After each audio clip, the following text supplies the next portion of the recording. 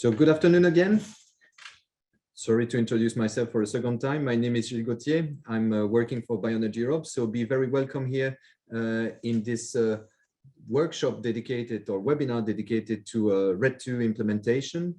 I see that we're already 156 participants being present, and we had more than 500 registrations. So that shows the importance of the topic for all of you. Be very welcome.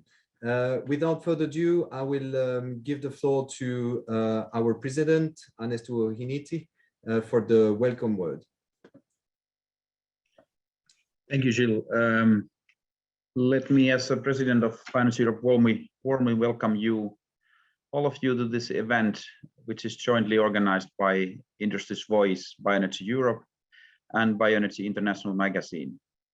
It is wonderful to see how many participants we are here, and I think it means that there seemingly is a need for an event like this. Just let me remind you of the objectives of the event, which are to bring you information on the state of play of REDII implementation in member states and on EU level, and also to give you as concrete examples as possible and guidance how to show compliance for sustainability so that you can satisfy the needs of the policymakers at least next year. I hope you find relevant information and benefit from this event. Thank you.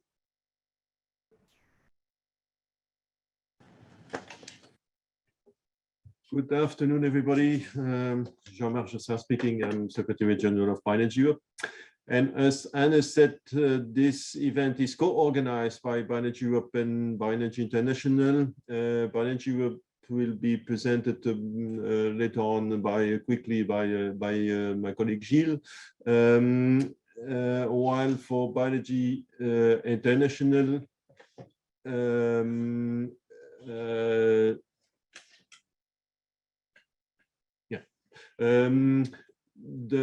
just a quick overview. You know that personally I'm not reading a lot of magazines, but I'm happy to receive the Bioenergy International. Honestly, this gives a lot of market information, both for the small scale residential and the large scale project all over Europe and beyond. We know personally the people. It exists for more than 20 years, and these are still the same people. They are very committed and expert because of this experience. As you know, all kind of work, and especially journalism, needs to deserve some financing. So this is a subscribed type of magazine, and you can visit this at bioenergyinternational.com. Easy to remember. And on top of this, you even have a discount until the mid-June. So don't hesitate to subscribe for the print and digital subscription. Today, we have a quite busy program with some changes. Unfortunately, with a very, very late notice, we received the cancellation of Johannes Bo from the Commission. But don't worry, our colleague Daniel Heinemann, who will be the first speaker, knows in details the legislation process, and he will give you a very good overview of the state of this implementation, but also he will add the state of the legislation at European level. Then there will be two big parts.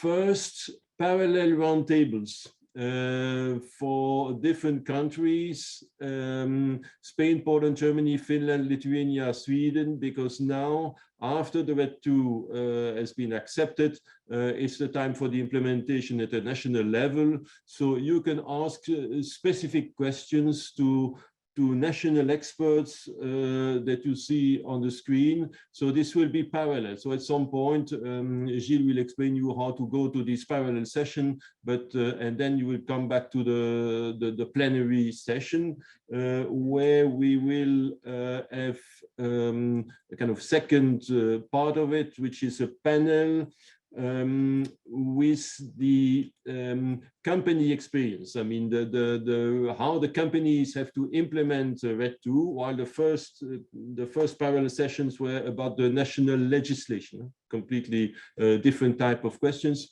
And there we have chosen to have 4 speakers. 2 kind of utilities, Irene Iglesias from Spain and Magnon Green Energy, and Esther Bustillo, also a small change from the program because Yves Heikmans is had some problem to attend, is sick, I think.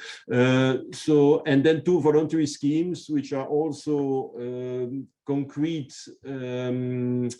options for the companies to be compliant with the criteria, and these 2 schemes are SURE and SBP. It's not a question of describing these voluntary schemes, but really addressing the barriers and the experience they have in implementing this. So for all these, all along this webinar, we really count on the interaction with you. So don't hesitate to put questions in the chat of this webinar. And I will try to make my best for a closing remark.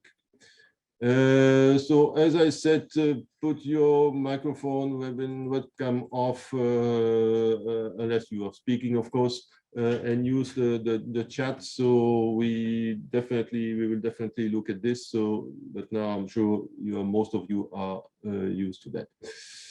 So now I will give the floor to my colleague Daniel for the kind of the state of play of this RED II criteria and how the companies have to demonstrate compliance. So please, Daniel. All right, thank you very much for that introduction, Jean-Marc. I'm here today to talk about what the situation has been so far.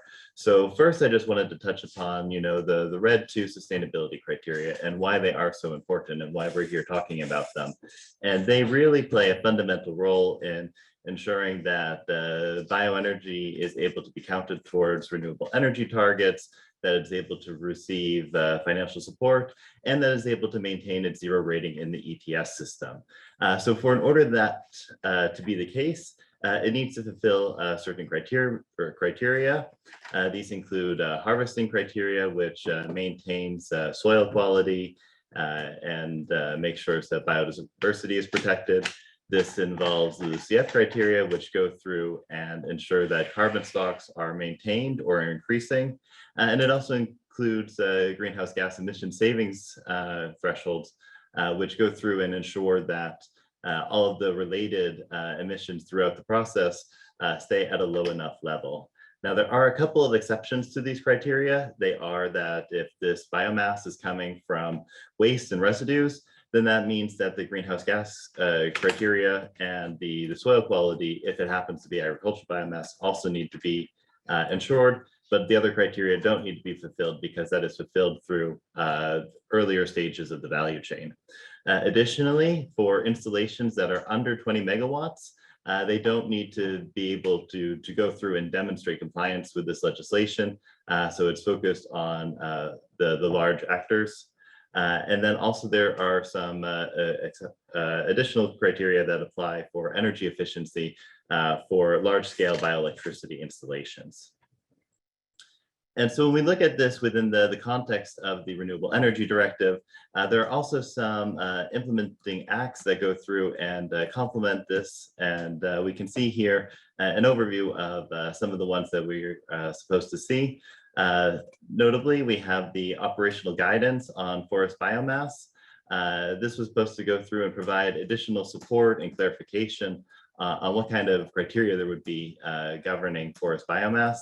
Unfortunately, this was supposed to be released prior to January 31st, 2021, but this is still something that is in the development phase, and we don't actually have a timeline as to when we can expect this to be finalized at this point. Additionally, there are standards for voluntary schemes in order to demonstrate compliance with the sustainability criteria that we were just talking about previously. These standards were supposed to be in place by the 30th of June, 2021, and it wasn't until the 10th of March this year that those criteria were finally approved by the committee that was overseeing this, and now they are being used and they are expected to be released in the official journal very shortly. And then, of course, the voluntary schemes, which are going to go through and verify the sustainability of all of this biomass. The recognition of that was supposed to begin on July 1st in 2021.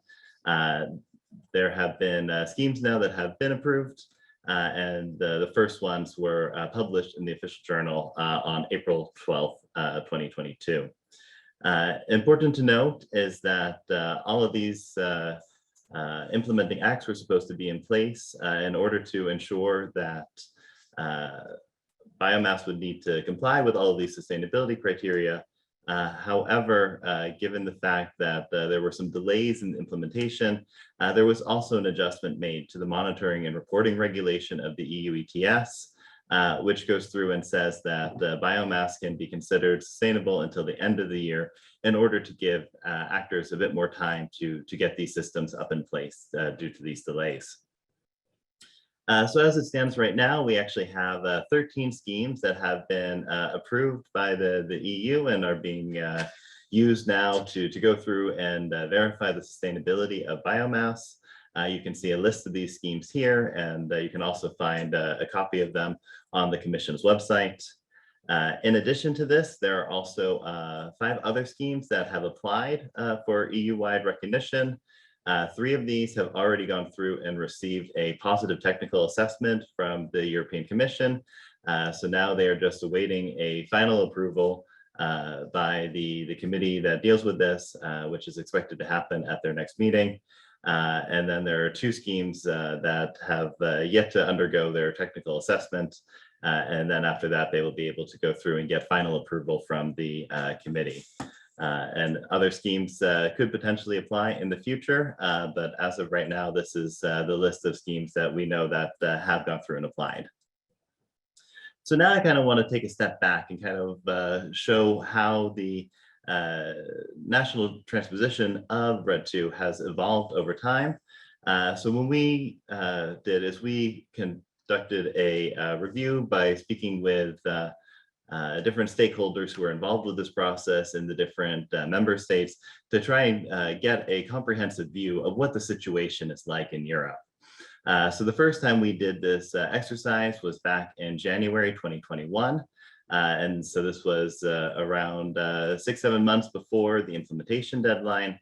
And at that point, we saw that already it was a bit of a concerning situation in the fact that only 2 member states had gone through and completed the transposition process to our knowledge, and that this was Finland and Denmark, which were then closely followed by Sweden in going through and finalizing the national transposition process.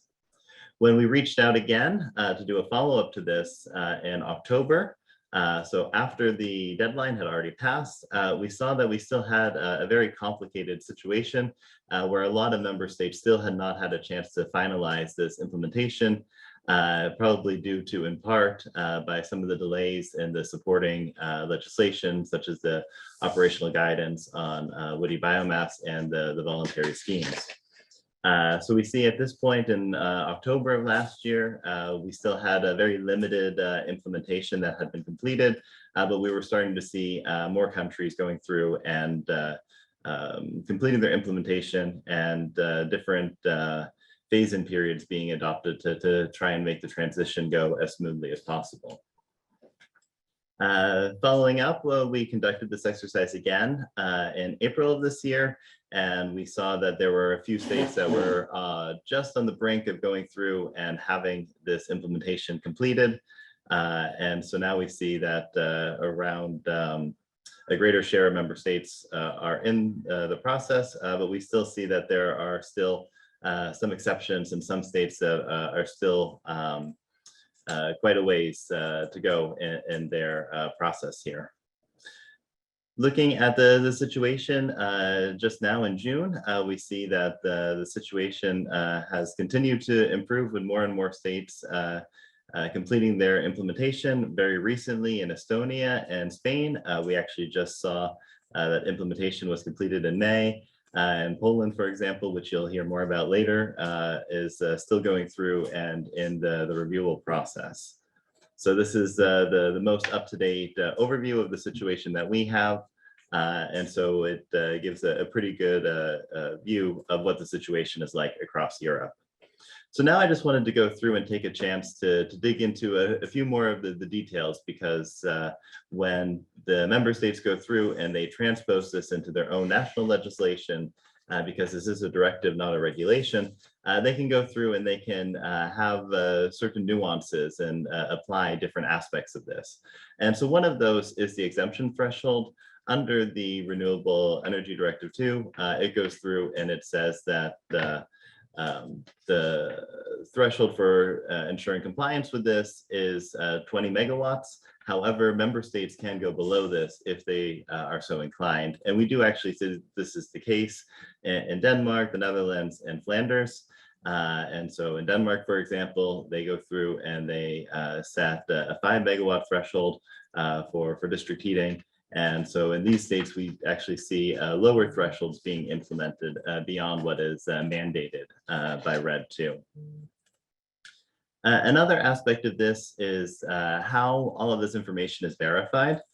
We talked about the standards for the voluntary schemes and how 13 schemes have already gone through and been approved, and that 5 more have applied for recognition at the European level.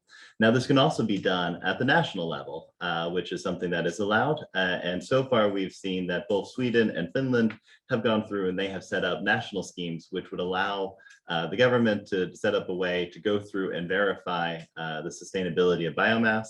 We also see that this is under consideration in Austria and Lithuania. However, those schemes haven't been finalized at this point.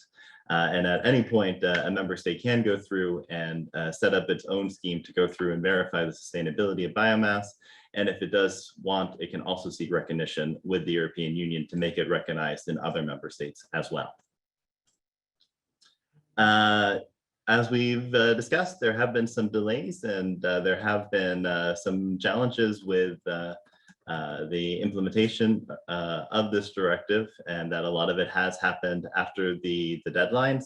And for this reason, we actually do see that the Commission has gone through and they've initiated infringement proceedings against all member states. And additionally, they've also gone through and issued reasoned opinions against 3 member states, and those are Bulgaria and Slovakia in December, and then just against Estonia as recently as April. So we do see that this is definitely a contentious area where there is still lots of ongoing legal discussions. So that provides hopefully a good overview for what the situation is like. As you can see, there's lots of diversity in the way that this is being done at the different national levels, and that the REDII implementation process is still very much underway.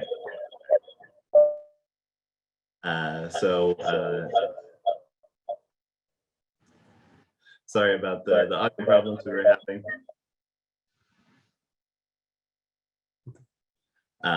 But hopefully that gives you a good insight into where the situation stands now. This does have the potential to be complicated a bit more now that RED 3 is already being discussed and initiated, even though we see that the RED 2 still has not been completely transposed. So thank you very much for your attention, and I will now turn it over to Gilles Gauthier. We first wait just a second. We have because we have time for at least a question. I see a very interesting question in the chat, in fact, by Martin Sinker, where he's asking that he's mentioning that not all approved schemes are automatically approved for woody biomass, and which schemes are approved for woody residues, and where can we see the status of these approval processes?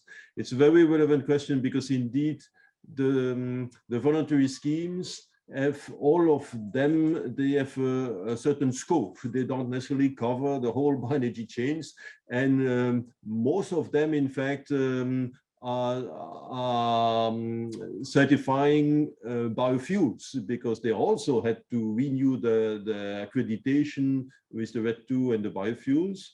So the question to Danielle, to honestly, is not clear for me as well. Is there a way to have an overview of the scope of these schemes on the website of the Commission or anywhere else? So what I can tell you is that for woody biomass at the moment, the only scheme that has been approved for woody biomass is the Sustainable Resources Scheme, SURE. So you see that listed here as number 13. So the rest of these, as Jean-Marc mentioned, are covering biofuels or agricultural biomass. But this is something that I don't believe is listed directly on the Commission's website. This is something that needs to be, discovered by looking into more detail on the individual schemes web pages. I don't believe there is anything going through and directly covering that. Although some of the other schemes that have applied for EU recognition would be going through and also covering woody biomass, but they are still being finalized and have not yet been completely recognized. Okay, I see, Derek. I see now that the chat is booming, because in my opinion, SURE is not the only scheme, but maybe SURE was mentioned, so maybe Thomas was raising his hand. It will be an exception to give the floor to people, but in this case, this is very relevant. So please, Thomas, can we give the floor to Thomas, or he can have it? Yeah, please, Thomas. Yeah, thank you. And welcome everybody from my side. Good afternoon. I'm Thomas Sigmund from the SURE scheme. And yeah, thank you, Daniel, for this great overview. However, the discussion on the recognition of the voluntary schemes is a bit more complicated. Concerning the question of woody biomass, there are indeed more voluntary schemes already recognized, because we're talking about woody biomass and not about forest biomass. If it comes to forest biomass sourced directly from forestry, for the time being, SURE is the only scheme which was recognized for verifying compliance with the forest biomass criteria. However, as a woody biomass waste or residue, then other schemes are eligible to verify compliance as well. And concerning the recognition status as of April this year, this is just another interim step, because after recognition is before recognition. You mentioned that there are still some implementing acts underway, out of which the one for the standards for certification schemes, which is to be published in a couple of days. And this means that all voluntary schemes are already now in the re-recognition process. So we have to revise and submit our scheme documentation to the Commission as soon as possible again. And here we expect that many more voluntary schemes will provide the scope for forest biomass as well. I know that 3 or 4 more voluntary schemes have submitted approaches for forest biomass. And as soon as this re-recognition was finalized, which should be the case within this year, there will be much more voluntary schemes able to verify that, which we would very much welcome. You could consider that we are happy that we are the only scheme for forest biomass, but it's not the case. It would be much more helpful for the markets if there would be more voluntary schemes able to verify the forest biomass sector. Thank you, Thomas. And I see also a note in the chat that even those that have received a preliminary, positive technical assessment can be used to cover woody biomass, like the SBP, for example. Still, the idea, I expected many questions, but we will have to postpone this to in fact, in a few seconds, to the parallel session, because Daniel will be the leader of a parallel session on exactly the same topic for 40 minutes. So don't worry, keep your question, and in the meantime, Daniel will have to read all these questions, because there are something like 10 of them. So yeah, please, Gilles, explain how it works now, because it's a bit unusual to have parallel session in a webinar. Indeed, thank you, Jean-Marc. So we're trying to be a bit fancy, let's say, in our approach here, which is with those breakout rooms. So the idea there is that after my speech, you will get offered the possibility to join the breakout room of your choice, which means that those sessions will basically happen in parallel. So it is like going to a room where a meeting is taking place, or leaving this room where this meeting is taking place to go to another one. So all of that is taking place in parallel. You just have to join the meeting room that is the most interesting for you. And if you get bored at some point, or if you want to look in other meeting room, you always have the opportunity to switch from one to another. I will come with more information about this in a few seconds.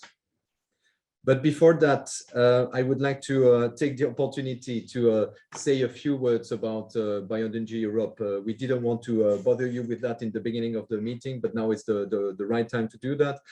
First of all, we're very happy with the attendance, because we are nearly 210 participants, which is an excellent result. So thank you very much for your trust and joining today.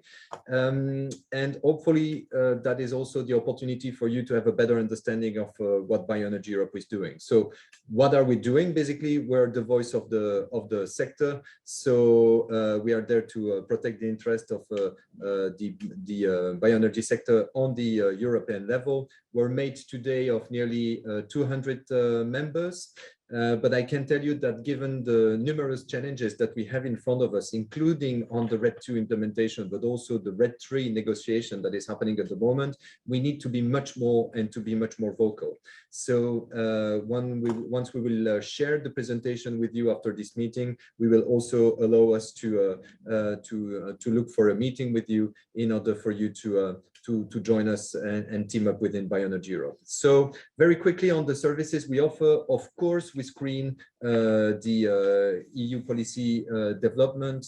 You had a good example of what we're doing with Daniel. And of course, we also try to influence the decision. It is extremely important in this context. We are definitely in a momentum now with the RED II implementation and RED III negotiation. So it is more important than ever to team up as an industry. But beside that, we also offer you some market information. You won't see that much today, but we publish 7 statistical reports a year, one of them being the pellet report, which is extremely extensive and extremely appreciated by our member. And obviously, we also offer you some visibility and networking opportunities. I just would like to also briefly cover what we call the working group, because what we like to do is to have the companies or the organization meeting with peers to discuss their own specific issue. Obviously, let's say a company which is producing transport biofuel has very little to say to a pellet stove manufacturer, so we prefer to break in chamber to discuss our own specific issue. And today we are dedicating our meeting, as you know, to the RED II implementation. And RED II implementation and RED III negotiation is actually discussed in the working group sustainability, where Daniel is the lead. We have also a very important transversal working group, which is the working group competitiveness, where we discuss mostly carbon tax, carbon price, and state aid. We also have a task force that could be of your interest related to carbon removal technology. And then we have some others that are more, let's say, supply-based, with the working group pellets, the working group agrobiomass, and the working group supply.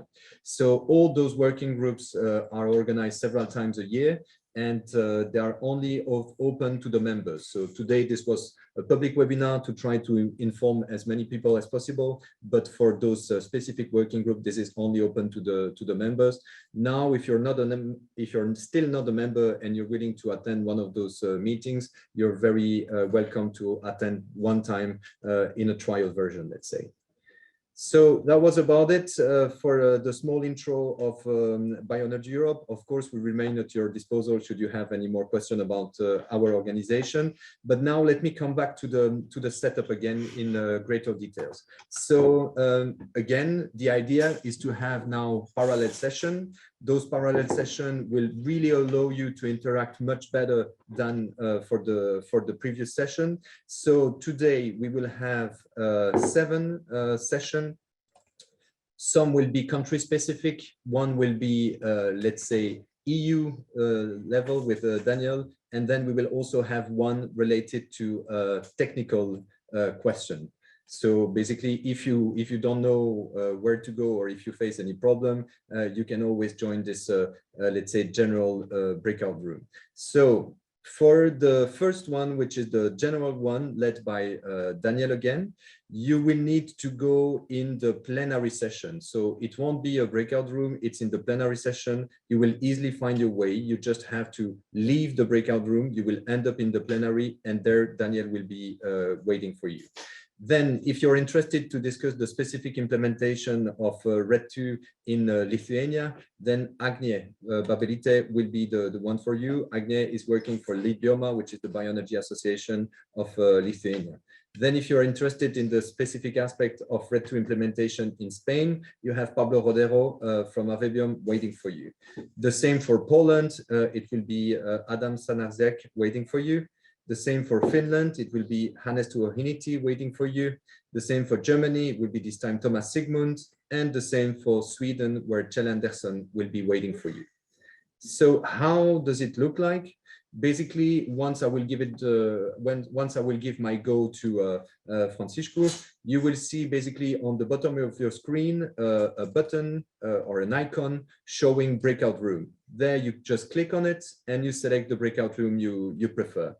And if you want to switch at any time, you can go for another breakout room. And again, if you want to have a general discussion on the REDII implementation all over Europe, you just leave the breakout room and you will end up in the plenary where Daniel is waiting for you. I hope all of that is clear. I will check now the chat to see if there is any question on this breakout room. And if not, we can go for it and open it. So we will now open those breakout room, and please join the one that is of your most interest. All right, so sorry about the technical difficulties there. So now I hope everyone can hear me properly. Just to repeat what I just said, if you are interested in following one of the other breakout rooms, please make sure to click on the breakout room and to go there now. This is the plenary session. So here I will be going through and discussing the situation from a broader European perspective, so not looking at the national level. I see that we already have quite a few questions in the chat. So I will go through and start addressing some of these. First, I see that there was a question as to why there was no data included for Latvia. And so this was a function of the way that we went through and we conducted this process. So we went through and reached out to national associations who were following the implementation process and other stakeholders to get an overview because as I'm sure you can imagine, most of these discussions were being done in the national language of the member state involved. And although we do have a lot of different languages that we speak here on the team, we don't have all of them covered across the EU. And so it can be very difficult to go through and follow this situation closely without having the various national language expertise. And in this particular case, unfortunately, we weren't able to get any information from any Latvian stakeholders on what exactly the situation was. And so we didn't want to misrepresent the situation. So it was a little unfortunate, but that is why the situation was a bit limited for Latvia. Yeah. His computer's in advocacy. If your computer, yeah. And then I see we also had a question about the situation in Italy, saying that Italy went through and completed their implementation in December, but on the screen it was listed as being expected to be after January 2022.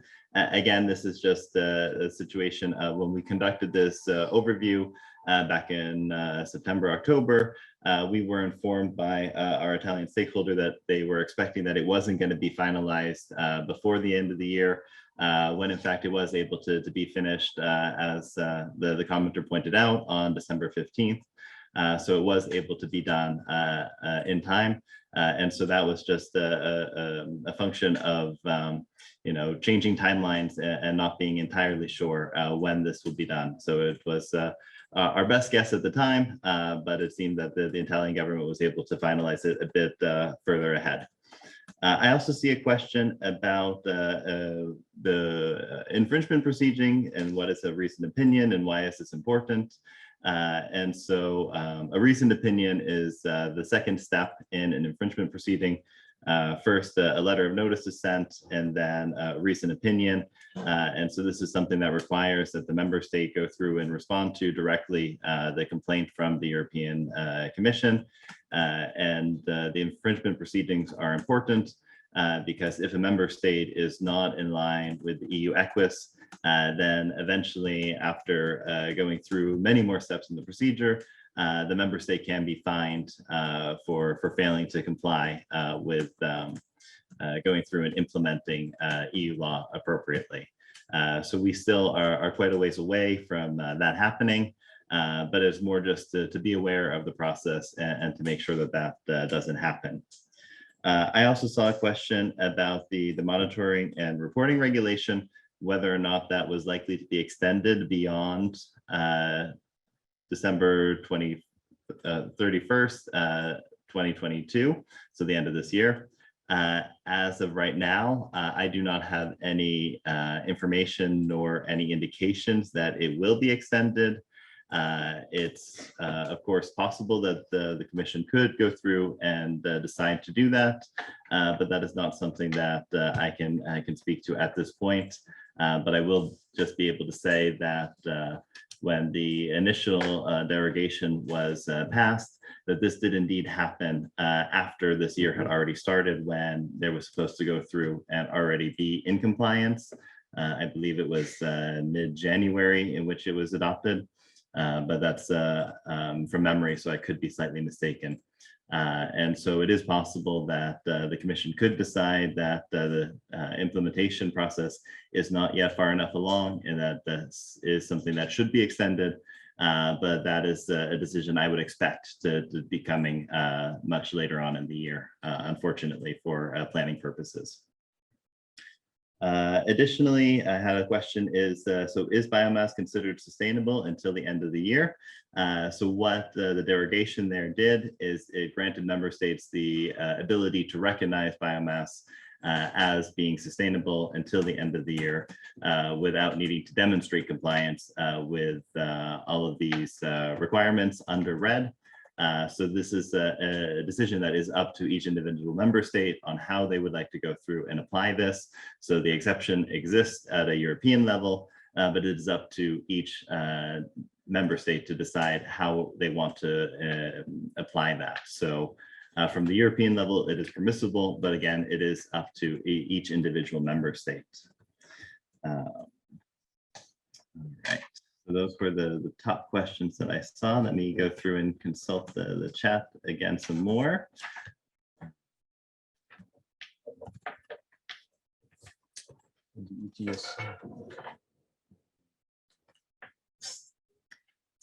I see a question about whether or not we have information on whether or not member states have accepted the exception. Unfortunately, I do not. I believe that it has been something that has been widely accepted by the member states. I don't know of any member state that has chosen not to go through and do that extension. But unfortunately, I do not have any concrete information on that. Sweden hasn't. Okay. So I tried. Okay, so yeah, we see that it's not a guarantee then. So we have a situation in Sweden that they haven't. But at least Sweden does have a national scheme, so it's complicated.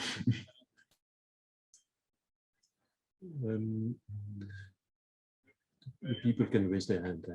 Yeah, and I think at this point we can also open it up to questions. So if you have a question you would also like to ask live, please feel free to go through and raise your hand, and we can give the floor to you. Matteo?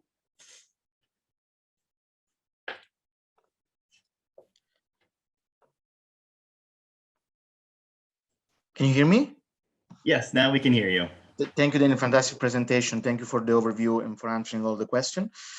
Two questions I've already written and them in the chat. My name is Matteo, and I'm the UFR representative for the Forest Stewardship Council, FSC. So, I mean, as you know, there have been a lot of discussion around the inclusion of forest biomass criteria in RED 2 and maybe in RED 3. So the first question is, what do you think is going to happen in the near future? Do you expect the forest biomass criteria to be still included in this directive? And this is the first question. So maybe I can stop here and I'll let you reply before answering the other one, before asking the other one. Okay, so with regards to what's going to happen in the process with RED 3, this is still being discussed, so it's definitely challenging to say with any degree of certainty. So generally the situation that we're at right now is that this is likely to, the council is likely to determine their negotiating position by the end of this month. And the parliament has gone through and are finalizing the report in the ITRE committee. They're expected to have that done by mid-July, and then this will be voted on by the entire plenary. It's planned right now for September, and after that it will proceed to the trilogue. So there's still a lot of places for the legislative process to change the way the proposal looks and how it's going to be in its final version. But I would very much expect forest biomass to still be included in some way. But I mean, as we saw with the ENVI opinion, there have been some proposals to exclude it from being considered sustainable. So this is very much a big discussion. But it's something that we at Bioenergy Europe are following very closely and are engaged with. So if that, and your second question? Yeah, very quickly, first of all, thank you for answer. And the second question is, before you mentioned the 3 implementing acts, one was about the new forest biomass criteria, which we still have to see it. The second one is about the new rules for recognition for schemes, which is likely to be adopted in the next days. Which one was the third one, and has been adopted yet? I think so. Yeah, so the third one was just the actual recognition of the schemes. So some of them have received the preliminary recognition in the official journal. As Thomas was speaking about, I did misspeak slightly, and that they will have to go through and be re-certified once the standards are finally approved. So given the delays from the Commission, it has made this process a lot more challenging just from a bureaucratic perspective. But that's what that last one was referring to. Thank you so much.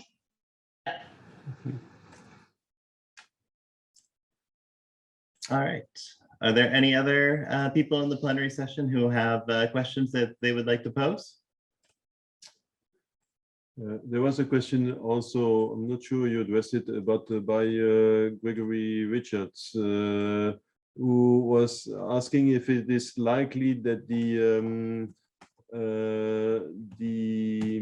ETS, which also have an exception until the end of the year, is likely, that exception is likely to be prolonged or not? Yeah, I think I might have addressed that partially, Okay. but at this point, we don't have any concrete information on whether or not that's going to happen. I wouldn't expect to be notified at this point right now, as it was the delay in that implementation wasn't confirmed until January of this year, even though it was for this year. And so I think this will be on a very much ad hoc, as needed basis done by the Commission. Nadia, I see you have your hand up. Yes, hello. My camera doesn't want to work. They can introduce themselves. Yeah, Okay. and could you just briefly introduce yourself before your question? Yeah. Hello, my name is Nadia Paz. I'm a sustainability specialist at Stockholm XRG, and I work with the REDII implementation, but also with taxonomy. So I have just one question regarding that. Do you have any information about the forest biomass and taxonomy? Are they waiting for the RED 3? So are you referring to the platform's recommendation on the criteria for biodiversity? Yeah. Yes. Yes. So the platform was supposed to come out with recommendations in May. Considering it is now June, we can say that that is going to be delayed. But unfortunately, we don't have any updated information on this. I know that there have been a lot of very tense discussions going on in the platform, and that it's been a bit challenging for them to reach a consensus, which is why the criteria for bioenergy and for forestry were delayed and taken away from the rest of the criteria that were being screened that were released earlier. So I'm imagining that this is something that they would like to get accomplished soon. But I have not heard anything at this point, so I would guess that we still have at least a couple of weeks, if not longer, before we'll see any criteria released. Probably after the summer would be my guess, but that is just my personal opinion. You're optimistic. The Swedish organization was like, maybe Christmas. Yeah, it's very possible that it might not be done until the end of this year or maybe even next year. It's very difficult to say. There is a question there in the chat also. You see the chat still or not? The last question is the certification the way forward for all countries, or could countries choose to go for verification? I'm not quite sure I understand your question, Martin. If I can try to give an answer. So there are two ways for the companies to be certified. Either they are certified or to comply, sorry, with the criteria. Either they go to a national scheme, which is the case in Sweden, Finland, and potentially it will be in Austria and Lithuania, but those haven't been finalized yet. Okay, so at the moment, just and maybe Sweden in these and three Finland. other countries, or you can go for voluntary certification schemes. And these voluntary certification schemes, we have seen the list. By the way, someone was asking to have this list, Francisco, on the screen. So if you can come back and show the list of the certification schemes, that would be nice. So the voluntary schemes is the second option, and there you have the kind of the conditions for this are mentioned in the directive. And it has to be a third-party scheme. It's not a simple verification. It's not sufficient. It has to be there has to be independent audit, for example. And for this, I'm not sure if it answers your question, but if not, If not, take the floor, Martijn. Yes, good afternoon all. Martijn Sinke, Director of Platform Bioeconomy in the Netherlands. I think in the Netherlands, certification is used to demonstrate sustainability of biomass, but also for some categories, verification is used. So that's basically a check afterwards, and it's basically a check on your, and then the company yourself, you're responsible for keeping a solid administration to show where the product is coming from. So, but there's no certification in place in that solution, but it is applied today. So the question for me is like, is this going to be allowed by European Commission, or is certification like an obliged tool in order to demonstrate sustainability? I would like to interrupt for a minute.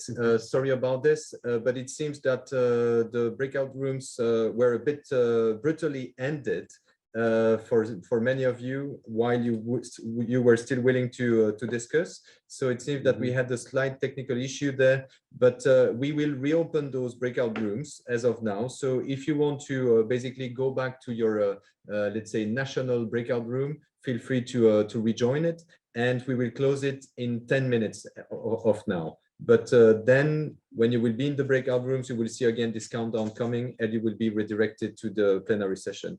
Very sorry, Martijn, to have interrupted you there. No problem at all. Can you continue?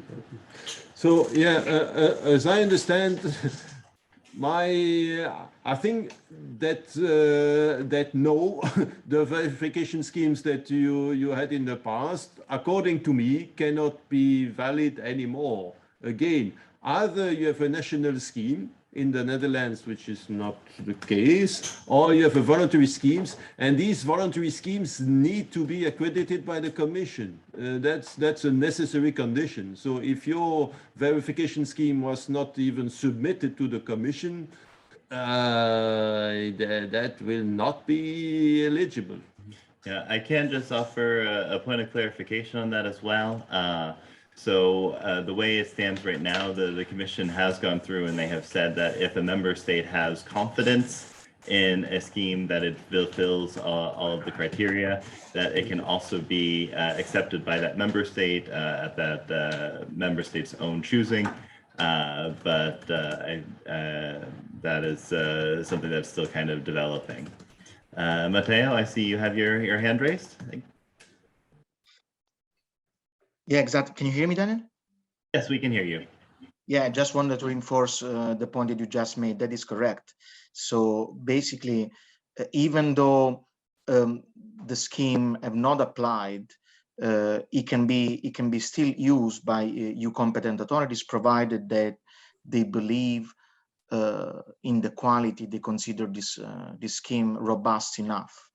Although it's also true, I mean, to also add some further information from a practical point of view, that certain competent authorities are including condition for that. So for example, in Germany, if I'm not mistaken, they say, okay, we can start using the scheme provided they've already started the application process. So it's a bit more complex than that. But in European Commission website, voluntary scheme and REDII, indeed it's written that even if they're not recognized, they can be used. However, the difference is that in case they're recognized, then the competent authorities, they don't have a choice. They are obliged to use them.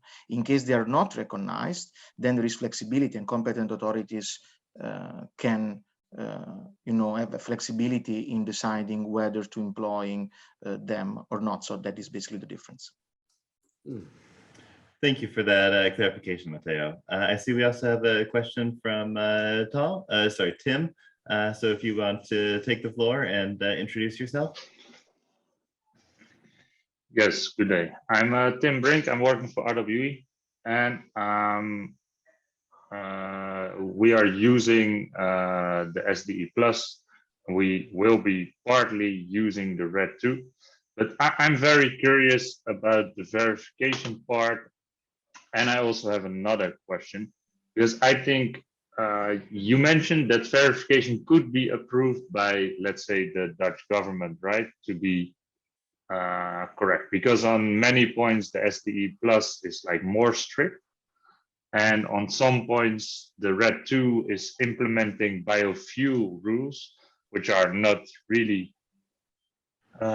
good for woody biomass, to say. So for example, in the RED II, you are using a 3 months mass balance system. A 3 months mass balance system is something you can easily use with bioliquids and all kinds of stuff. But in a forest, it's not really practical. So it's really difficult that this is in the RED II, because as you can see, it's something which really comes from the biofuels and not from the woody biomass sector. So I was also wondering, would there be any case for exemptions or other things in the RED II? Because the 3 months mass balance, for example, it's just making things difficult for all the woody biomass producers, because they of course work with seasons and stuff, and with biofuels like liquids and other stuff, you just have tanks and there's less variables, to say so. Yes, no, I think that is a very crucial point, is that achieving a 3 month mass balance for forest biomass is something that is on a practical level nearly impossible. And we've heard from a lot of stakeholders that it needs to be, you know, at a minimum, you know, a 12-month period for the mass balance. And I think that is one of the things that would be ideally addressed by the operational guidance on woody biomass. Unfortunately, that still has not been finalized by the Commission, and so there is no actual recommendation there.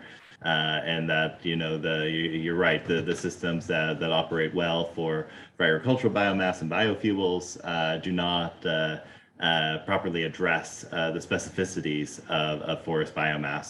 So that is something that I think we're going to see continue to be a problem moving forward in this initial stage of going through and having the verification and certification process. And so I think there is a possibility to go through and see that I know the Netherlands considers their scheme to be quite advanced, and I think that they are you know, planning on going through and recognizing the SDE plus. But I mean, that's obviously something that's best discussed with the national authorities, because they are the ones who would be going through it and actually taking care of the monitoring and the implementation of this. Yes, actually the Dutch authorities are already quite far with indeed accepting the SD plus. They made 2 separate SD pluses, to say so, one including RED II and one not including RED II for the old power plants, which are already running for a long time. But although this is like separate and everything, there still is, through the EU ETS, there's still some chapters from the RED where everybody has to comply in the EU, basically. And those are the chapters which make things difficult. Now, I know that producers are already gonna check and try and do trial runs with the 3 months mass balance period and everything. But I would think it would be a lot easier if everybody agrees that it's 12 months and everything, that somebody makes a decision. Like now, it's still in the open if it's going to be 12 months or 3 months, but everybody's investing a lot of time and effort in the 3 months. So, yeah, I think that's a difficult and a big important thing for the European people who decide on the RED II to come to a conclusion on that. Yeah, no, I think that's a very important point, and I think it will be very important to figure out how that can be resolved going forward. But I mean, I think at this point, we're just going to have to wait and see how things develop with the Commission. So, yeah. 3 minutes left, so if there's some... Okay, I see that Martin has another question asking if there are measures in place to ensure a level playing field in the future and during the implementation phase of the RED II. I'm assuming, Martin, you're referring to ensuring a level playing field between the different member states and the single market. I think that is part of the reason why the EU is going through and regulating this and trying to harmonize the legislation. They do give the ability for member states to go beyond the legislation to have stricter criteria if they feel that's necessary. But I don't know if there are any additional measures beyond that going through at this point to go through and ensure a level playing field. Okay. I see. Yeah, sorry, thank you. Yeah, I think you understood my question in the right way. I couldn't raise my hand. But what I notice in practice is that you see that each country is really independently also drafting their own national strategies, and also see I feel there are differences in the timing of implementing those strategies. And I think during these phases, there's quite a risk on an unequal level playing field, let's say, in Europe, which does give issues in terms of sourcing biomass, etc. So I was just wondering, are there any EU measures to avoid this to happen, especially between neighboring countries, for example? I'll be honest, I don't think there are any that I am aware of. So we have, I think, do we have time for one more question, or are we about to resume the main session now? We go to the main session. Okay. So, all right. Well, thank you very much, everyone, for all of your questions and your engagement. You can absolutely reach out to me by email later if you have something else you want to follow up with. And I hope this was an interesting discussion for you. Thank you very much, Daniel. Thank you to all who have attended the plenary with Daniel. And now we will close the breakout room. So we should be back all together in the main conference room, let's say, in a few seconds as of now. Okay, now you are all redirected to the plenary session. I hope that those parallel breakout rooms were okay. I had the feeling that for some of them, indeed, they were extremely well attended. So we'll be very happy to hear about your experience as a participant after. This was our at least first attempt on our end. So thank you very much to have basically participated in that with us. Now, actually, I'm just there to announce a break.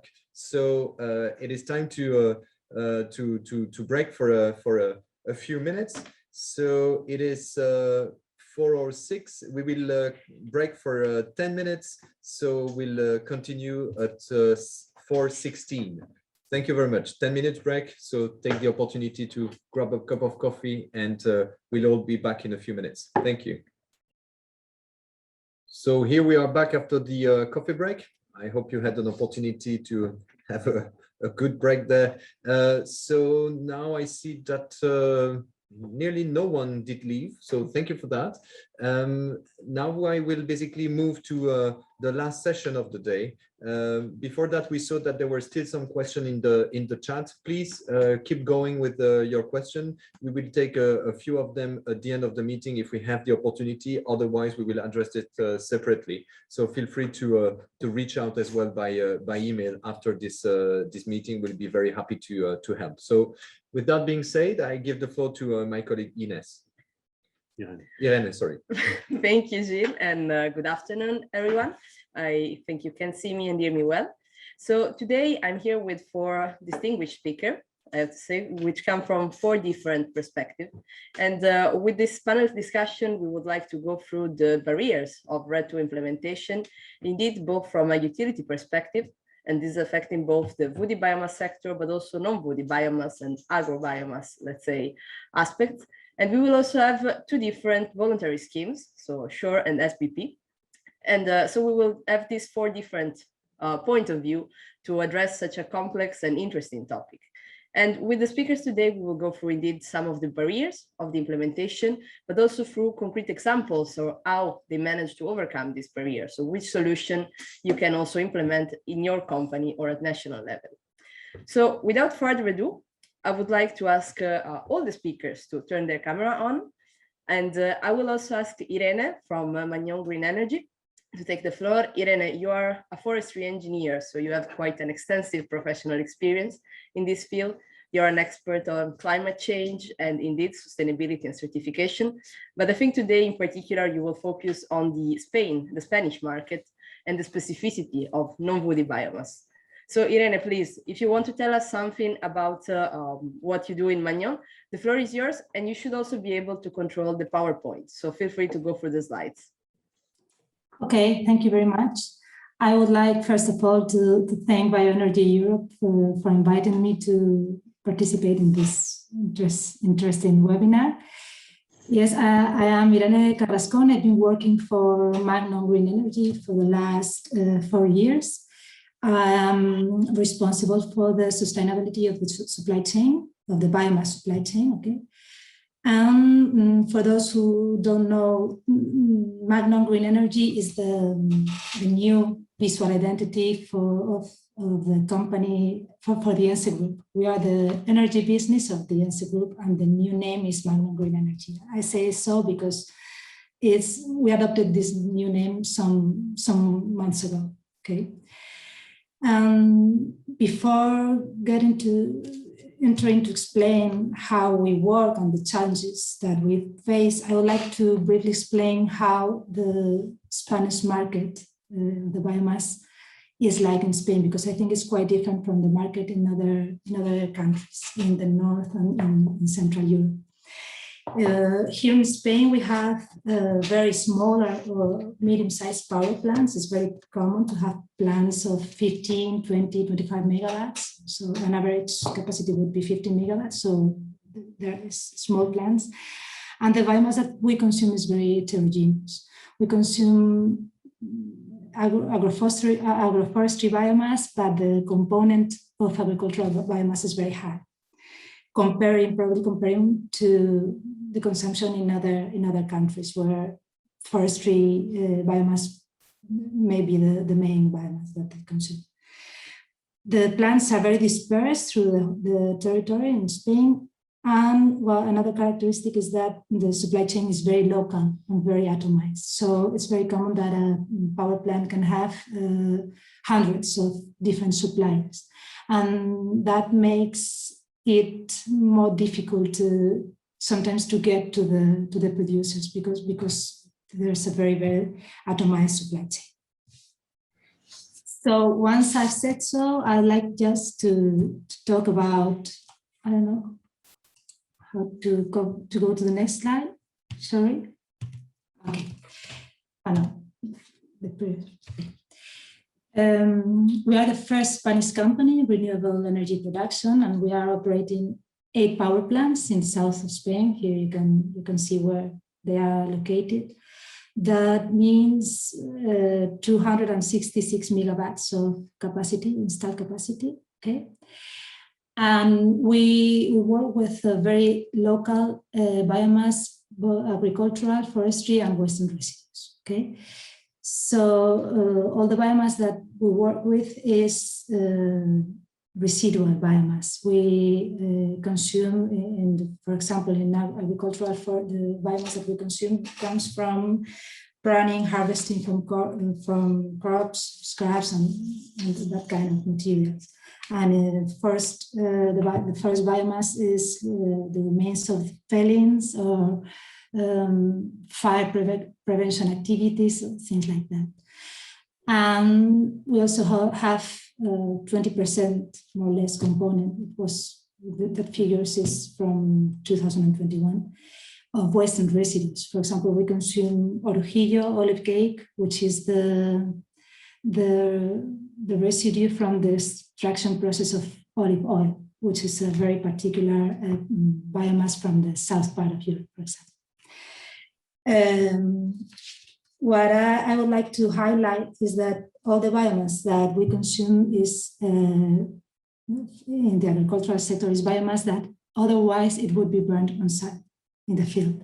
So it's very important that we can take it to our power plants and revalorize that biomass, because otherwise we would have a very important problem on site associated to the illegal burning, uncontrolled burning, and all the public health problems that can be associated with that.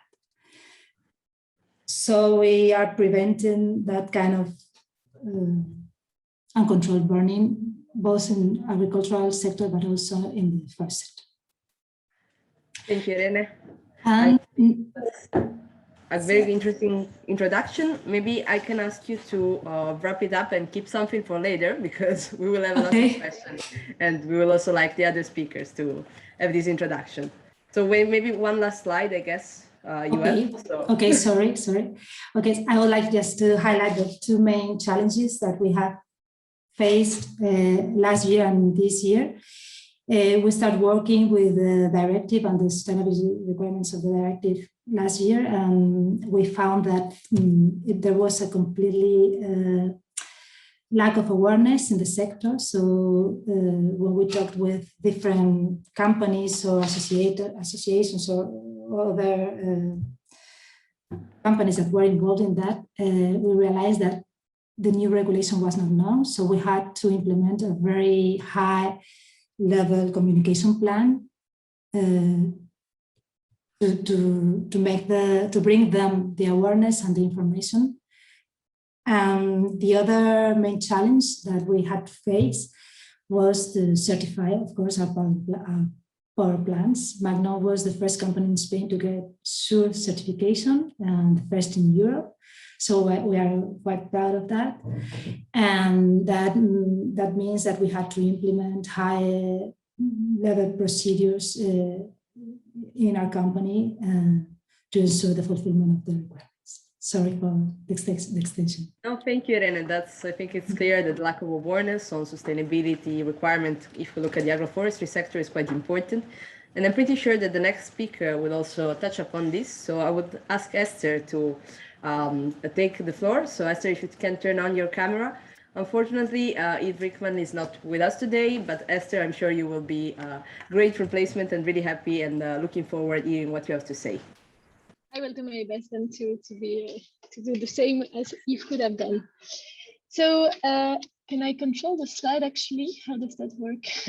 You should have control of the PowerPoint. Just click on the slide. Yes. Okay. It might be a bit slow, but it's working. So basically, we are mainly focused on woody biomass here at Laborelec. So it's one of the branches of ENGIE. So we quickly went through the screening of the both articles of the both paragraph of Article 29 that concerns the sustainability of woody biomass. So being the paragraph 6 and paragraph 7. For paragraph 6, we took the REDII bio report into consideration. So it's the option A is it compliant at national level, and is the woody biomass ensured sustainable at national level? And REDII bio has screened it for most member states. It has been assessed compliant in the national legislation. So we based our evaluation also on that. And for some other member states, some auditing will be needed to ensure that the sustainability production of the biomass. And for the article, the paragraph 7, all European member states are also screened as compliant at the option A, so national level compliance. So I'm talking about that because at ENGIE, so we have several assets around Europe. Some of them lots of them will have to be REDII compliant because firing woody biomass and being above the threshold. And so maybe I can go to the next slide. Oh yeah, that works. Oh, that works too fast. Okay. So so the other paragraph that is really relevant for the woody biomass is the paragraph 10, which is also relevant for other types of biomass, being the greenhouse gas savings. Basically, we are mostly aiming 80%, but sometimes 70% for some projects. And so 80% being as from 2026 normally, but is, as we understood, also the threshold in taxonomy. So a bit of confusion here, and lots of time we are, to be sure, to be conservative, aiming the 80% savings. So we are mostly using values from the annex of the REDII 2. So for example, this one on top that you can see, it's the one for the wood chips produced from forest residues that you can see in the Annex 6. But also we are performing some greenhouse gas emission calculation for some specific supply chain. And a small rule of thumb here would be that the two steps which are quite problematic or that emits a lot of CO2 are the processing and the transportation phase.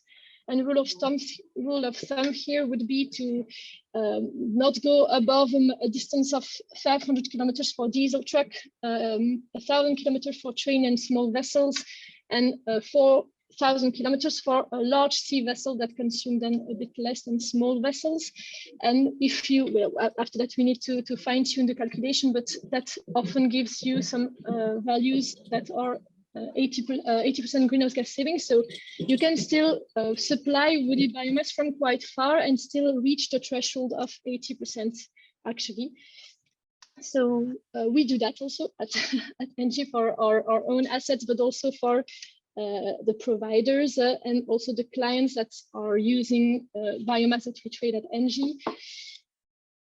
And so the voluntary scheme that we plan on using for the woody biomass at ENGIE would be SBP Ensure. So SBP is mainly also because Laborelec was is part of standard committee and has a long-term history with SBP, and also because it's pre-approved by the European Commission, and we believe it has a big experience on wood-led supply chains.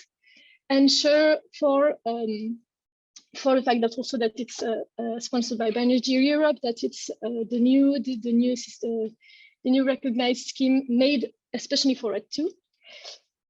So some specificities that that are different, but we are still trying to get to know SURE. So I'm still not an expert in SURE. Probably people here will be. Luckily, we have a speaker for that later. Yeah, so exactly. I'm sure you'll get all the answer on both sides actually. So I would just like to just spot some differences in the two voluntary scheme. For example, SBP, when calculating the greenhouse gas emission for the woody biomass, you need to calculate them yourself with the raw energy data that is being collected along the whole supply chain. And if I understood it correctly, for sure, it's the transmission of directly calculated greenhouse gas emission value along the chain and not raw emission data that you get. But basically, they are ensuring both the sustainability of biomass, etc. And there are lists of certification body available on both sides.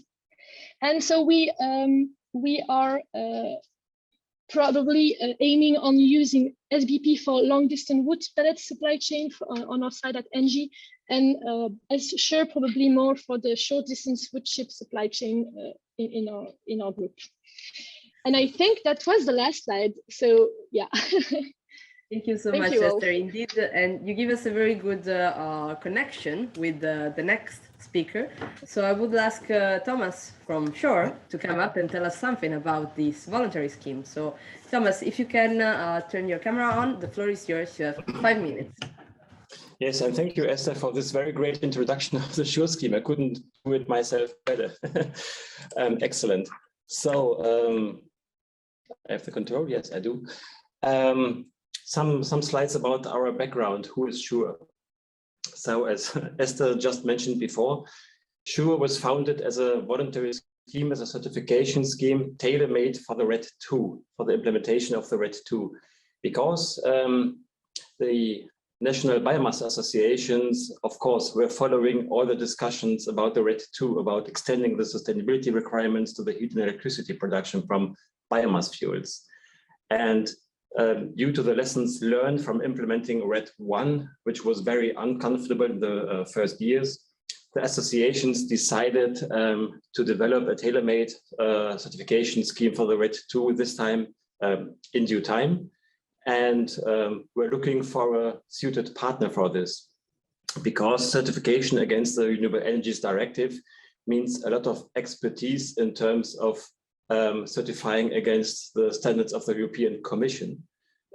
Yes, the schemes are called voluntary schemes, but in fact they are monitored by the Commission, which means the voluntary schemes have to follow all the rules and instructions of the European Commission. And in terms of all these criteria to be implemented, it needs a lot of expertise to understand what's between the lines. So there's a lot of background information necessary about all these bylaws, which were published within the RED I, but are applicable for RED II as well. All these official and unofficial notes of the Commission to the voluntary schemes and things like that. And to be able to have all this expertise on board, Bioenergy and REDCERT decided to develop a dedicated certification scheme, which is SURE. So with REDCERT, we have this expertise on certification, having managed to get this final recognition by the Commission already twice. So it was advised from the REDCERT team to SURE when it comes to development of the scheme for standards. And with Bioenergy, on the other hand side, the possibility of getting in touch with all these stakeholders involved to consult with policymakers and things like that. So with Bioenergy Europe and REDCERT, it's a perfect match, and together they founded the SURE scheme in 2019. What are we doing? We consider ourselves as a full scope certification scheme.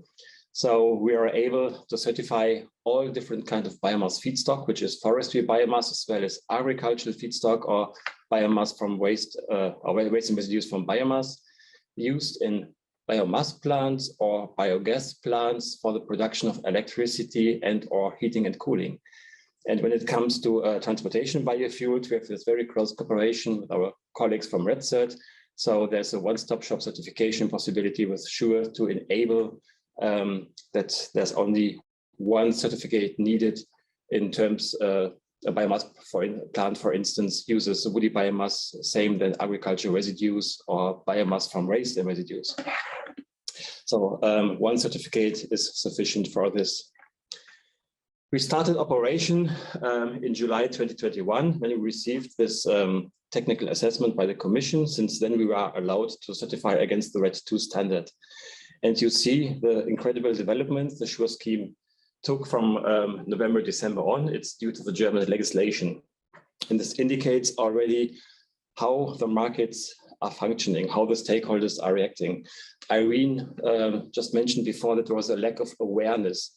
And this is true for all member states. As long as the RED II is not implemented by member states, economic operators don't start to make their minds about certification.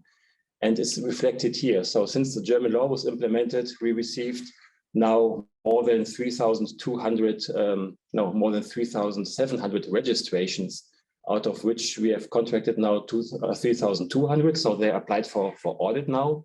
And we managed to certify close to 900 of them since now, so a quarter. And this is more or less due to the German market.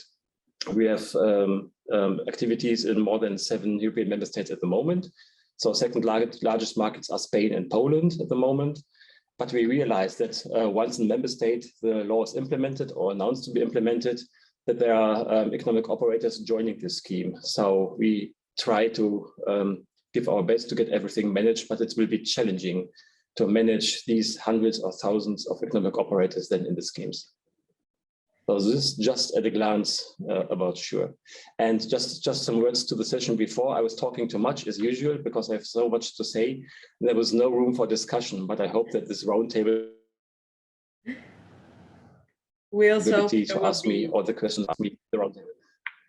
I think your connection is a bit slow, Thomas, so you were cut a bit at the end, but thanks for presenting SURE. And I will ask the last, but definitely not least speaker, Nicolas, to take the floor. So Nicolas, you joined SBP relatively recently, but indeed you are an expert on standard and certification. And you have quite an extensive experience, not just in the forest and agriculture field, but also in the food industry. So maybe you can give us your perspective and SBP's point of view on this subject. Please, Nicolas, you should have control of the presentation. Thank you very much, Irene, and thank you for inviting us to speak today. Thank you for already your question and the discussion that happened on the chat. Hopefully we will have a bit more. So SBP is, yes, it works. Perfect. So we are a non-for-profit organization that is set up in a way that will allow multi-stakeholder discussions around the question of sustainable biomass. And we have set up a certification scheme that allows the verification and certification of woody biomass across the whole supply chain, from the biomass producers down to the utility producers. So we mostly work with industrial heat and electricity producers along international, but as well local supply chain. So the primary objective was really always to demonstrate that the wood that is used in woody biomass is, of course, of legal source, but with the objective to always increase and improve sustainability footprint of our sector. We as well ensure compliance with sustainability criteria that are included into the SBP standards. We see working with a number of independent parties that ensure the credibility of the certification scheme, so that he had a level of credibility on the source of the biomass and the usage. So we have independent auditors and certification bodies that are listed here: Control Union, SCS, Preferred by Nature, Forest Certification, and DNV, and that operates on the global level. We are present in 33 producing countries. We have 281 certified producers, an increase of 12% compared year on year. And we represent around now, through the effort of the organization over the last years, around 82% of the European industrial pellet market. So 82% of those pellets are SBP certified, so leading and providing a reassurance on the sustainability of the biomass produced and imported.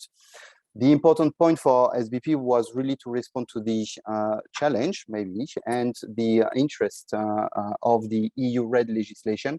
So we have implemented and worked towards the recognition of SBP. So we had those discussions a bit earlier in the session. So SBP is in the process of the final stage of a formal recognition. We are in the meander of the EU approving process. So we are waiting for some committee final decision to be able to be fully recognized. But as Thomas said a bit earlier, we all have to go again through submission now that the text final implementation act have been published. So that's why I put that implementation. We're still not doing an implementation. The fund even hasn't started yet. We are all in trying to understand exactly what the EU requirements are, how we translate that into requirement into a voluntary standard like SURE SBP, and are we sure we have the right interpretation of those requirements. So as you said, I've got some experience over the last 10 years with biofuel and RED I. I can really see the effort that the EU is putting in trying to help the voluntary scheme. We have now some regular dialogue and open dialogue, transparent dialogue that was missing 10 years ago, but now it's more transparent dialogue between the voluntary scheme and the EU Commission. So we put forward our question of clarification. They organize webinars where we all sit down around the table and expose, trying to bring a bit the real life expectation and example into the eye of the EU Commission, so they can reflect if what they ask us to implement is really feasible, or how we can really make it a more successful story and more success into implementing the requirement. But as we mentioned, we still have some requirements that are not finalized. We have Implementation Act on biomass, forest biomass, that are still, we don't have, as Daniel was saying, we don't have an end date. So us trying to help the producers to have a scheme they can incorporate into their system, so prepare their system, prepare to be ready for compliance early next year, is extremely complex, because we don't really know what we have to say to the producers to be implemented. Nevertheless, we have developed, with the best of our knowledge, requirements. We have published them on our website, so that the producers can already look at what the overall arcing requirements are likely to be, and how they're going to be implemented, and for them to start to prepare the system. The other challenges is, of course, the devil is in the detail, and that will come into the implementation phase.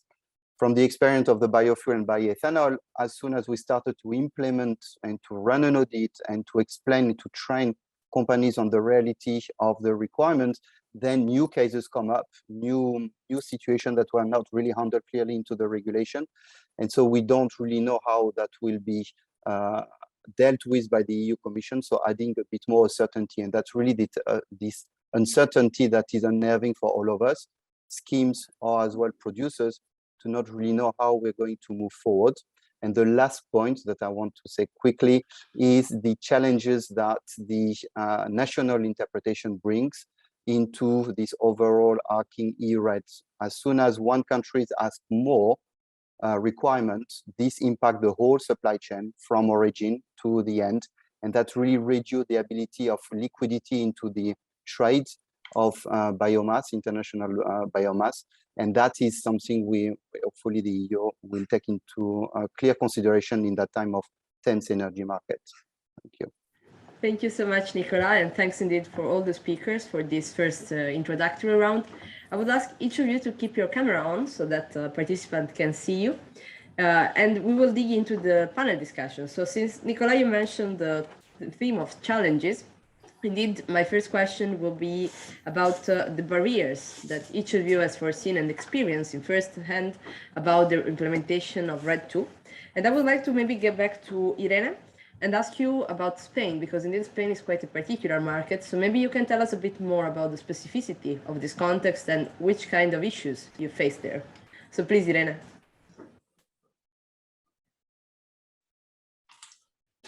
Okay. Yeah, now we can hear you. For us, really, the development of the sustainability requirements was not a barrier itself, because we consider that the biomass we work with is per se sustainable. Maybe the challenge has been to be able to demonstrate the sustainability according to the directive and certification requirements, because here we have the difficulty to implement all the internal procedures and the IT tools, the training process to the internal staff and that kind of things. That is what really make things more complicated. But the biomass that we consume, the first biomass is always under a permit, so there's no illegal biomass in Spain. And now we have the recent royal decree that for the transposition of the directive that says that Spanish biomass is low risk. And in agricultural sector, something more or less similar happens with the CAP. So all the farmers have to demonstrate the fulfillment of the requirements to get support, financial support from the common agricultural policy. So the barriers are for us in the bureaucracy or the administrative burdens of demonstrating that compliance. Thank you, Irene. Maybe Esther, you also want to comment on this point, on the barriers. And I see there was a question, very specific one for you in the chat, but you already kind of answered that, but maybe you can also elaborate a bit more on that as well. Okay, so I would say that the challenge on our side at ENGIE would be that we have assets in multiple countries. So it is kind of a hassle to understand for every country the different national specificities, the different, have they chosen a national scheme or a voluntary scheme, which voluntary scheme would the actor that works there prefer to use. And so it's mainly like a lot of documentation, a lot of understanding, and then communication and and accompaniment of the actors of a group in the different countries, I would say. Yep, also since we are now discovering also a new scheme and working with several schemes, it's also like understanding how those schemes work and trying to help as best as we can the different actors of our group, I would say. And to, I don't know if that answered the question, and to also elaborate on, yeah, sorry. Yeah, please go ahead.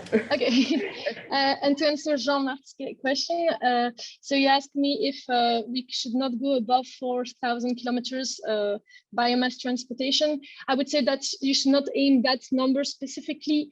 It's just like a quick rule of thumb that we made to really, because the problem that we generally see in biomass project design is that it's very important to first secure the supply of biomass that you can have for your project and design the capacity of your plant according to the supply that you can guarantee you will have, and that will reach the threshold, and not do the reverse way and choose a capacity and decide it's going to be a biomass plant and then supply biomass, and then afterwards realize that it's not reaching the 80% threshold because you don't have enough biomass surrounding your installation.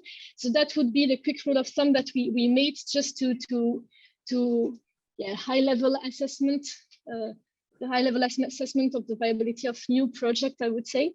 But of course, it depends on the supply chain of biomass. It depends on if it's wood pellets. You have lots of more emission in the processing phase, being from shredding, from drying, pelletization. That needs to be taken into account. Of course, wood chips would be less consuming, less emitting in the processing phase than wood pellets. And that needs to be really fine-tuned depending on the supply chain that you're using. Also, if, for example, the drying and the pelletization of the drying of your plant is only fueled on natural gas and not on biomass fuel, then of course you will have like emission up to the roof. But that's really depending on each supply chain, I would say. But since processing and transportation are really the most emitting phase of the supply chain of woody biomass, if we are just looking at transportation quickly, we can have that rule of thumb quickly. That would be the answer. Thank you, Esther. Thank you. It's indeed quite interesting to have this perspective from the international value chain. And I see that someone else put a report in the chat about this very topic. But maybe since we're talking about different countries, I would like to go back to Nicolas. And indeed, do you see, being a voluntary scheme, some inconsistencies in the different countries and member states? Maybe you can give us your opinion and experience on this. So yeah, there is differences in the approaches. They can, I don't think we can lead that to inconsistencies, or we don't really have an opinion on how member state decides to manage their sustainability requirement. What we draw to the attention is that it brings complexity into the management of the supply chain and the management of the information that needs to be collected. There is a basic information which would be contained to EU RED, but then you can have additional level of requirement for the UK market. Well, it's not the EU, but they still use a lot of biomass for the Netherlands, for Flanders, from Denmark. And we have to be able to develop the system that allow to respond to those different requests by the member states. So this is where, and I think this is one of the challenges I will have raised as well, is that those different level of information create a lot of additional efforts by this voluntary scheme, like us, trying to understand those requirements, make sure we get them right, make sure that we interpret them correctly. So a lot of discussion with the regulation bodies. Then that we develop the IT system and digital system that help to carry and collect that information. But then we have to think about as well how we promote that and explain that and educate the producers at origin for the at origin within the EU or outside the EU for the international trade, where they can implement correctly the requirements, but as well manage their sales and shipments and documentation correctly, so that it can reach the right destination and that there is no mistake into the process. So that it's a one shop stop that allows to have that information, but to develop it when potentially you could have 27 countries that have 27 specificities on we accept this biomass or we don't want that biomass or we want that information, but we don't accept that threshold, is extremely complex to manage. It requires a lot of effort. We do our best to offer that, but that's a big challenge. Thank you, Nicolas. And Thomas, I'm not forgetting about you, don't worry. You said that after 1 year of experience, you had more than 3,000 applications. Well, that's pretty impressive, but I guess it puts a huge pressure on the market. So do you think that the policymakers and we're talking about Germany alone, especially. So do you think that indeed policymakers are aware of this and the possible consequences of also of the delays in the implementation of RED II? Can you maybe tell us a bit about this from your point of view? I would say now they are aware, but it's a little bit too late. Yeah, they should have been aware before last year or 2 years ago when they prepared the implementation. Yes, in fact, it's one of the barriers we see is also the lack of knowledge or of understanding on side of the authorities as well, who need to understand the requirements of RED II or what European Commission is requesting from the member states, from the authorities as well. And for them, it's new as well.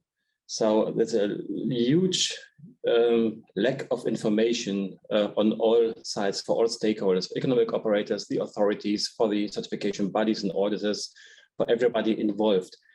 And what is a big problem is that there are still a lot of rules and procedures missing. There's the delay of all these implementing acts. So these delays cause a lot of problems in the market as the authorities don't dare to make decisions. It's not that the implementation is a yes or no decision. It's not black and white. There's always a lot of gray in between. And the authorities very often don't know what to do. And this is true as well for the economic operators. We receive each day dozens of questions from the economic operators asking for advice. Of course, we can provide information, but we mustn't consult them, of course. But it indicates that there's a huge lack of information. Thomas, I'm afraid we lost you again. I'm sorry. I hope you will get back with a better internet connection because we cannot hear you anymore. Pity, because that was quite an interesting answer. So we will. Do you understand me again? Do you hear me? Yes, please go ahead. We lost the last few seconds of your intervention. So maybe if you can repeat the very last thing. It doesn't matter because I repeat everything several times. Well, that's okay. No problem. So there's a lack of clear rules and procedures still to explain how it is done, and it's a pledge to the associations to start informing all the economic operators now in due time how implementation should be done. We have national partners who are doing it excellently in their countries, in Spain, in Lithuania, in Czech Republic, Austria, and other countries who start to have the stakeholder dialogue to offer workshops on RED II implementation. But it's almost too late. Yes, so this lack of information is a very, very big barrier. And the second point, what Nicholas was saying, is with this mutual recognition, if there's a patchwork of different regulations in the member states, it should be the meaning of the recognition process to have a harmonized approach. So once the schemes are recognized, they have to be mutually recognized by the member states. But if member states have some add-ons, if they introduce additional criteria, it makes it very, very difficult for voluntary schemes to adapt. So then we need to have national standards for dedicated member states as well. And then it starts to become very, very difficult to verify what kind of biomass from what country with what certificate is eligible in what country. So this patchwork is challenging as well. Indeed, it is, Thomas. Thanks also for repeating your points and to make it this again. I mean, that's a very clear message. But since I see some questions are popping in the chat, I will maybe go back first to Irene, since non-woody biomass seems to be quite an interesting topic. So my question for you, Irene, it's more about your experience in Magnon and the actions and the initiative that you have taken internally to the company to achieve the certification and to be able to comply with overall requirements with the directive, SURE, and so on. So maybe, Irene, you can tell us more about this. Okay, yes. The first thing that we had to face last year was to implement that communication plan in order to make all the interested parties aware about the new requirements. So last year we had a focus on that, and we had lots of video conferences held, and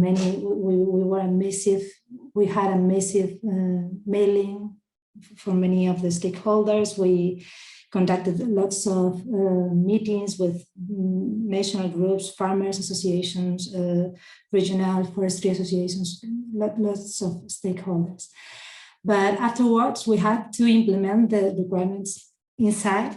First of all, we had to give training to all the staff involved in certification, because it's not only the sustainability department, but also staff who are buying biomass, staff in the plants, and so on.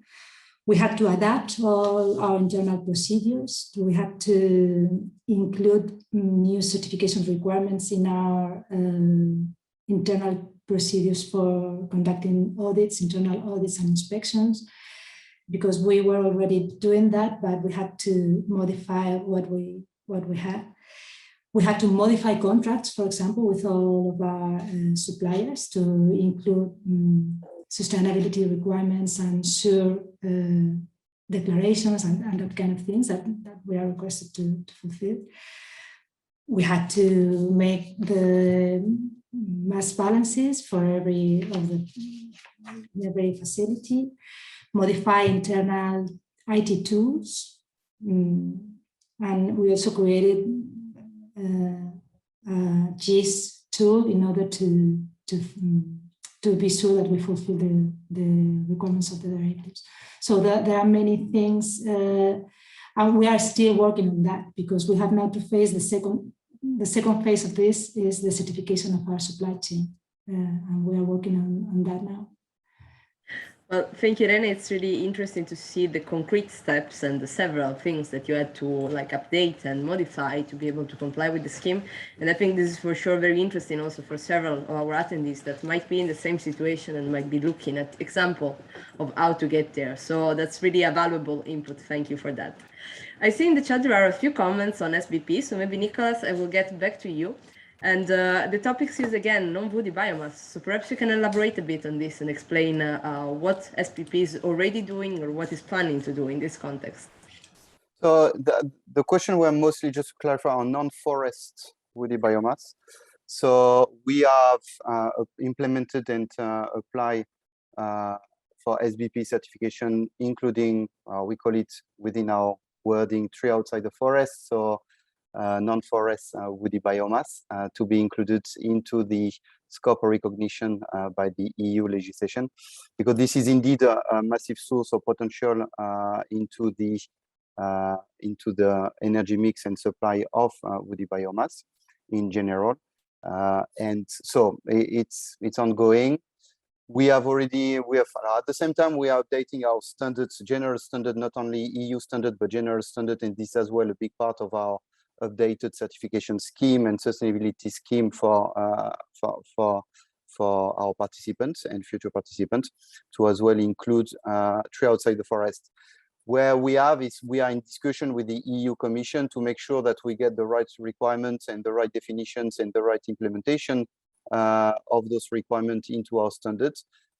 So we still have some clarification question we have put to the EU for them to guide us a bit better into those definitions and making sure that they will comply with all the requirements.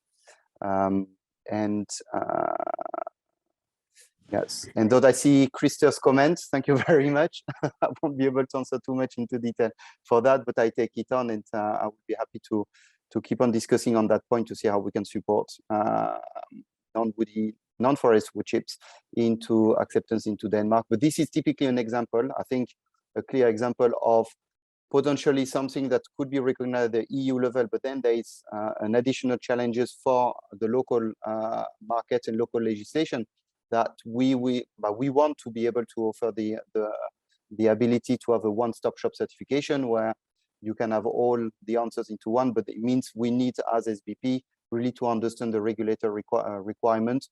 We develop the tool, we develop the precise interpretation of the requirements, and then the users can finally do the work of, as Irene was describing, all the work of implementing, adapting our internal system, having the mass balance and all the IT tools updated and so on. And so communication, yes, will be key. And those webinars like today is extremely important. Thank you, Nicholas, and thanks indeed. I think the work we are doing today here is very important and of interest, and that was clearly shown by the participation, I would say. But since you talk about this, I see there are a couple of technical questions in the chat. So just as a reminder, the 20 megawatt threshold indeed only applies to biomass, so the biomass part of the plant, so not to the full one. And I see, Esther, you replied on the waste food question, but I don't know if you want to say something more about that. Otherwise, my question will be, since what Nicholas said, about the policy or other type of incentives that are still needed to properly promote our sector and to establish a strong framework, let's say. I don't know who wants to go first, but maybe Thomas, you can start, and I would like all the speakers maybe to comment on this, if you want. Yes, I can comment on the question in the chat concerning the waste wood in Germany. It's a typical German discussion we have. The question if wood waste is considered to be biomass and there within the scope of the RED II, or is it just a waste and not considered to be in the scope of the RED II? Here, first message is up to the legislator to decide it. Yeah, the voluntary schemes are no legislators, so we are not the ones defining what kind of biomass is in or out. It's a subject of the national implementation. However, biomass is defined in the European definition of biomass, which means the biomass fraction of waste is considered to be biomass.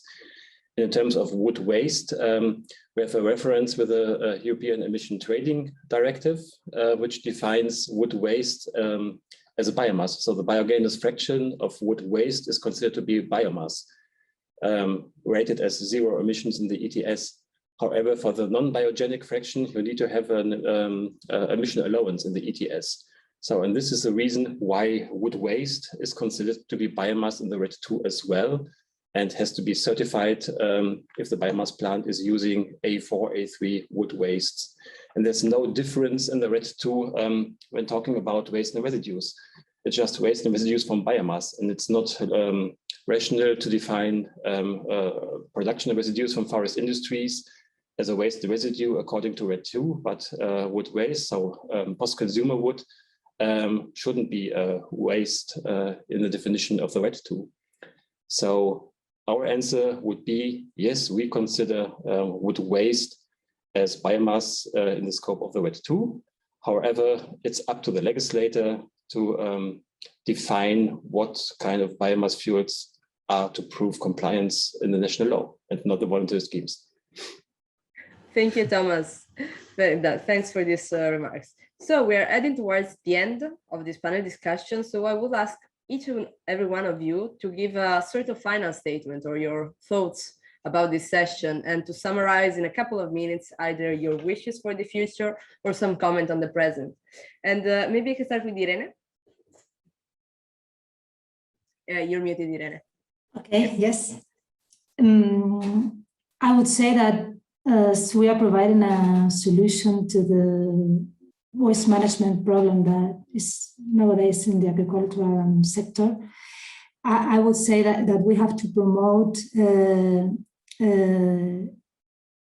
certification schemes that make things easier to all the operators that take part in the supply chain.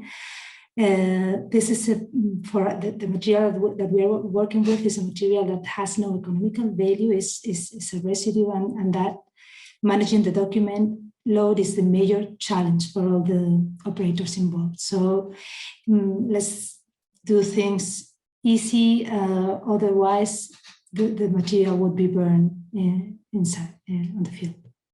Thank you, Irene. Nicholas, your final thoughts. Yeah, thank you. No, thank you. I would completely agree with Irene. I think we need to demonstrate sustainability requirements, and we need to play our part as a sector into the biomass sector to demonstrate the benefit of using biomass, good biomass, and promoting it, because there is the challenge with the upcoming legislation, and we didn't speak much about the RED III, which had another layer of complexity, uncertainty, challenges, is what is the future, how we can promote the future of the sector. Playing our part, demonstrating it's sustainable, is well managed, that there is a role in managing forests and a role for the biomass sector. So this is extremely important to have that voice heard into the different instances, so that we make the case that we are a credible solution for decarbonizing, but as well for the energy supply in Europe and management of our landscapes. So this is, we need kind of this consistent policy and voice. Thank you, Nicola. Indeed, today's focus was on RED II, so we didn't have time to go into RED III, but that's also another very interesting discussion. And if you want to know more, you can also follow Bioenergy Europe, because we are actively working on that. Thomas, back to you, your final thought. I don't have final words, but your wish for the future then. That everything becomes more clearer. No, what we need is much more flexibility on all sides, especially on the authorities, because I think in the next 1 or 2 years, we will need a lot of talent for improvisation, to be flexible, to react flexibly on new projects or other regulations, which are not that obvious today. All involved parties have their learning curves, which includes us as well. So we pretty much appreciate feedback from our economic operators to get hints where we can do better, or what we can improve, or what can we make more efficiently or in a more lean way. We get a lot of feedbacks from the auditors and certification bodies, which are the ones who are doing the audits in practice. So it's available information here as well. And we see that not everything fits pretty well what the Commission is intending to do, what we have defined, and what has to be audited on site. So we have to adapt and revise our procedures every once in a while. So it needs time, patience, and also confidence that it can be done. And my message is we will manage everything. It needs time and flexibility, but we will manage it. Thank you, Thomas. That's a very positive approach for the future. And hopefully, indeed, we will get more flexibility and more awareness as well. Esther, you have the difficult task of being the last one of the panel, so, or the privilege, if you want. So please, the floor is yours. Yeah, I think what all participants said about the fact that it's really important, this sustainability of REDII for the credibility of our sector and for also the public debate of the place of bioenergy it's really essential, I think, to make sure that our biomass is sustainable. I believe that Article 29 of the sustainability of REDII seemed very frightening at first for all actors that need to prove sustainability, but actually when getting a bit deeper into the articles and the practicalities of how to comply with, it is not that complicated, and we have the chance to be accompanied by some voluntary scheme that are helping the actors to prove that compliance.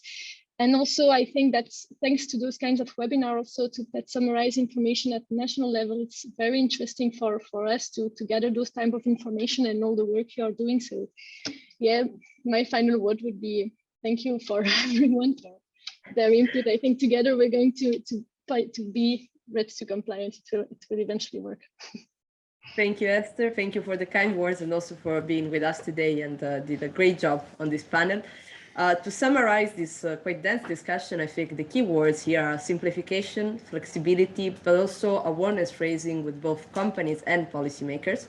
But the bottom line is also that we will get there and that we will have more and more sustainable biomass. And so I think the future is looking like optimistic. And I would like to give the floor now to Jean-Marc to close this quite interesting event. So Jean-Marc, please. Thank you, Irene. Yeah, we are coming to an end of this webinar. Very interesting and topical issue that we are covering now.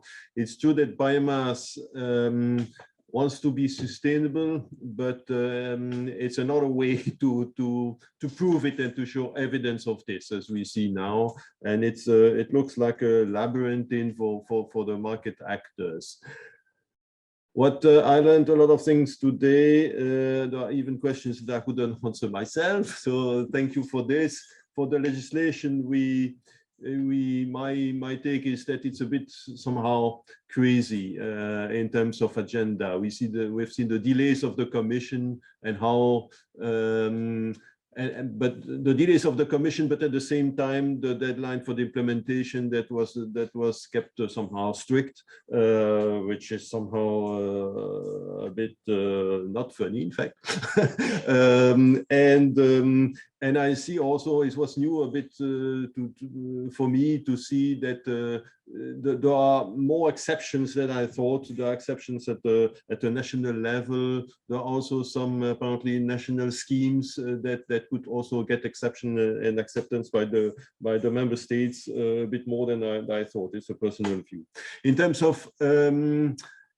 of implementation, it was clear that the awareness was an issue because we have some companies, large companies like NG, who are telling, okay, we will do it. but we have to keep in mind that there are also many more actors in the chain, because it's a certification along the, or verification, or whatever you call it, along the supply chain, and many actors are small. And it was also an issue for the authorities, and I would say not only the authorities at the national level, but at the European level. So we need the companies also to tell the decision makers that it's not easy. Just a simple example to show this: the greenhouse gas emission reduction of 80%, we have seen this impact on this.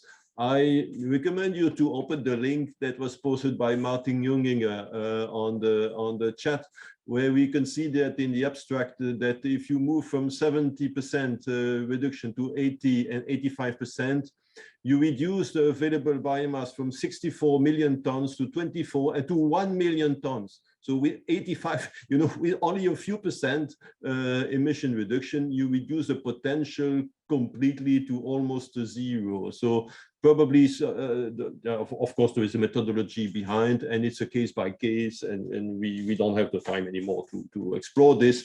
But really, this is an impact. It's not just a simple number.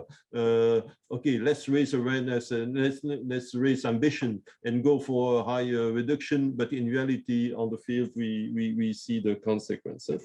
We have the learning by doing concept. In other words, by Thomas was also very good, because when the certification happens on the ground, new questions are arising and that are not covered by the legislation because they just not thought about this, and it's just normal that that there will be an adaptation period. So let's hope that the consequence in terms of the renewability status and the support schemes will not be impacted too much, and there will be a certain understanding by the EU policymakers and the national policymakers on this. Okay, I have many other things to say, but I would like to end this by thanking Bioenergy International for co-organizing this. We got more participants thanks to them. So the next step after this meeting is just for you to register to subscribe to the Bioenergy International. I would like to thank the speakers. They were all very great. I would like to thank the team. I will not mention them because I'm sure I will forget many of them, but you know, you have those that you have seen, but also those behind the screens that have helped, and it was really great, these parallel sessions that for the first time it was just great and was working perfectly. And finally, the next step after this meeting is to consider Bioenergy Europe membership. You have heard several times the reference to RED III. I can tell you this is a worrying legislation. I mean, the situation will again change. The companies have to know what is prepared by the parliament, for example, the commission, and possibly the member states as well, that are not all favorable to bioenergy, I can tell you. So the rules of the game will change again more quickly than you might think.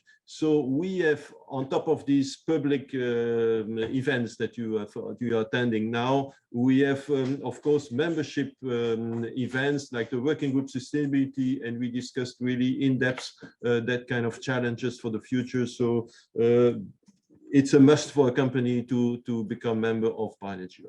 So with this, thank you all for your attendance, and see you next time. Thank you. Thank you.